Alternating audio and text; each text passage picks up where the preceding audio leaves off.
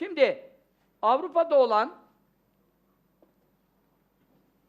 olmaya da lüzum yok. Bizim burada da patrikhane var yani de. Allah'tan çan sesi duymuyoruz. Buralarda da çanlar çalıyor mu? He?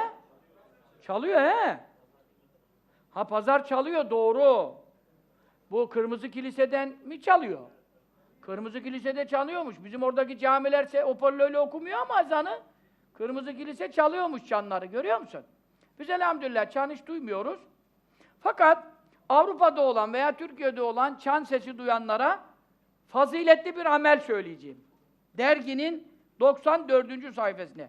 İbn Abbas radıyallahu anh'a rivayet ediyor. Faziletli amel aramıyor musunuz?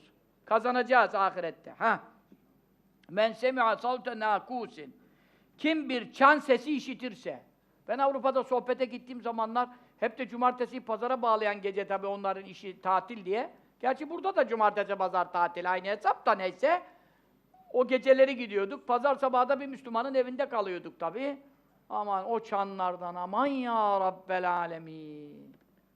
Burada duymuyoruz diye seviniyordum ama işte bir çan sesi işiten evdekale keniseten, ev bey'aten bir kiliseye girmek zorunda kalan veya manastıra oluyor bazı kere efendim havaalanında şurada burada namaz kılacağız diyor. Bir de mescide giriyorsun Avrupa havaalanlarında şurada burada bir de bakıyorsun içinde bir tarafa da mum koymuş. Şuraya da bir şey yapmış böyle mecbur namaz kılacak başka seni giriyorsun orada kılıyorsun.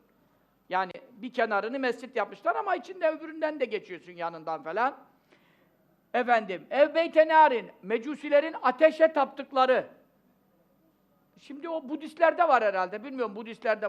Ev asnam, putların olduğu bayağı bir mahal var. Her yerde bolca putların olduğu yerleri görüyoruz. Kim bunları görür de fekal ederse La ilahe illallah ve la na'budu illallah. Çok kolay ya. Kim bu zikri yaparsa keteballahu lehu minel ecri adede men lem yekule. Ne kadar sevap alır? Ne kadar sevap alır?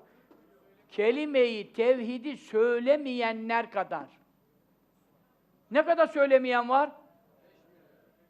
4,5-5 milyar, 5,5 milyara yakın hatta La ilahe illallah demeyen var. Öyle mi? Bu kadar sevap alır, çan duyduğunda bu zikri okuyan. Veya put gördüğünde bu zikri okuyan. Veya işte kafirlerin kiliselerini gördüğünde bu zikri okuyan ve kütübe indellâhi sıddîka Allah indinde bu kişiye sıddıklardan muamelesi yazılır. Sıddık ya, sıddık mükafat. Mesele ne biliyor musun? Mesele şuur. Mesele Allah aklına gelmesi. Mesele şirke karşı direniş. Mesele şirki gördüğünde Allah adına gayrete gelmek. Allah'a ortak koşulduğunda gazaplanarak Allah'ına Celle Celaluhu Allah'ını hatırlayarak La ilahe illallah ve la na'budu illallah. Bu zikrin çok fazileti var.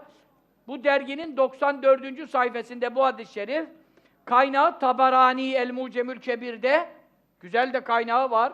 Onun için Rabbim mesele ne lazım? Mesele işte başımıza geldiğinde aklımıza gelmesi, ağzımıza gelmesi lazım. Denize düşen gibi olmayalım. Allah Teala her an, her vakit ne zikir lazımsa onu söylemeyi bize nasip eylesin. Amin. O sallallahu aleyhi ve sellem Muhammedin ve aleyhi ve sahbihi sellem teslimen kethiren velhamdülillahi rabbil alemin.